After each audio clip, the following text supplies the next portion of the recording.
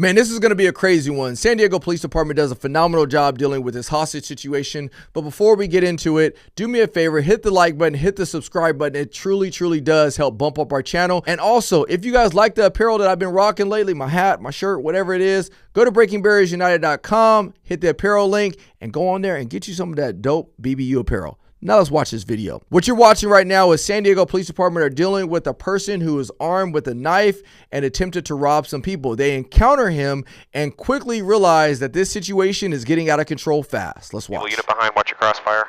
He's walking westbound through that parking lot. Drop the knife now! You will be shot!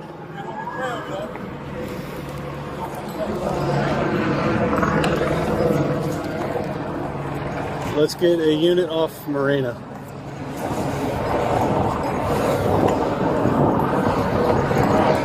Hey, drop the knife! Drop the knife!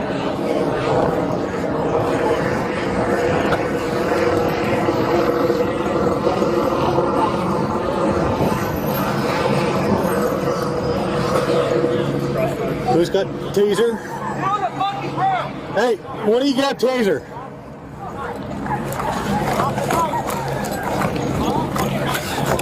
Drop the knife! Drop the fucking knife! Drop the knife! Drop the knife! Hey, listen!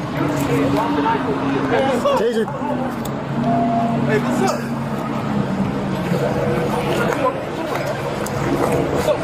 Taser, taser, taser.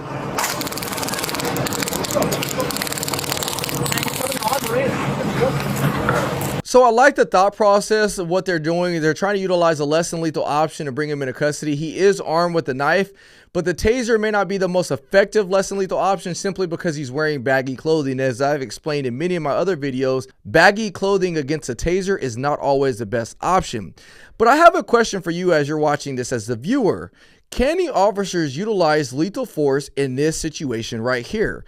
As he's walking away with a knife, is it possible for the officers to utilize deadly force if they need to? Now remember, Graham versus Connor says that officers can utilize reasonable force in order to effect an arrest, prevent escape, or overcome resistance. They can use reasonable force. But we also have to realize is that if he's a threat to the immediate public, to the officers, then the officers also have that ability to utilize lethal force.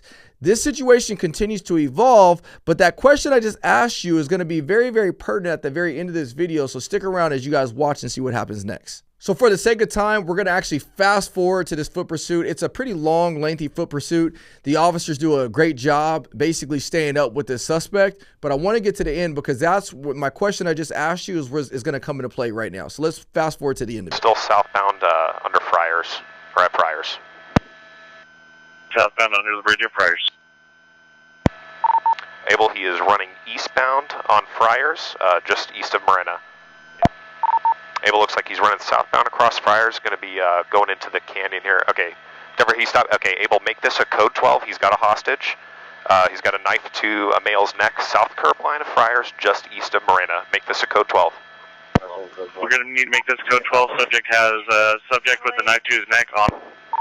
Abel looks like he might have just stabbed the other male. Again, make this code 12.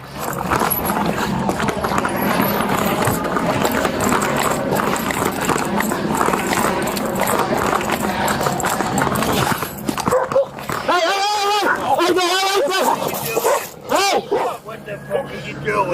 Is this a joke? What are you doing? I'm on a Facebook video with my phone. What the hell are you doing?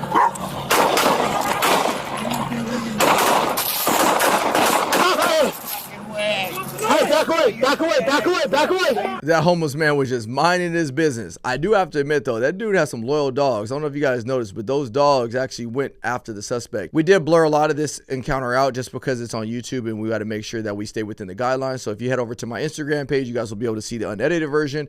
But the point I wanted to make with this video is that were the officers capable of utilizing lethal force before it got to this? Now, again, I think the officers did a phenomenal job, so I'm not critiquing them in any manner. But this is why I've made videos before, and I'll say, hey, look, sometimes it's authorized for officers to utilize deadly force if a person is running away from them with a deadly weapon in their hand.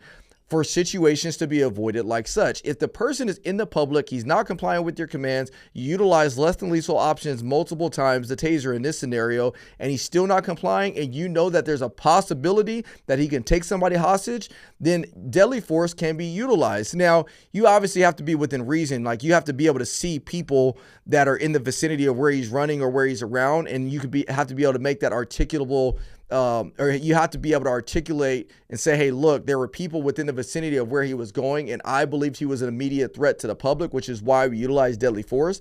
And so that's what you have to do in order to utilize that force. But there's something for you to realize that officers do have the ability to do in order to prevent a hostage situation like this from occurring. The officers, again, did a phenomenal job. They dealt with the hostage situation.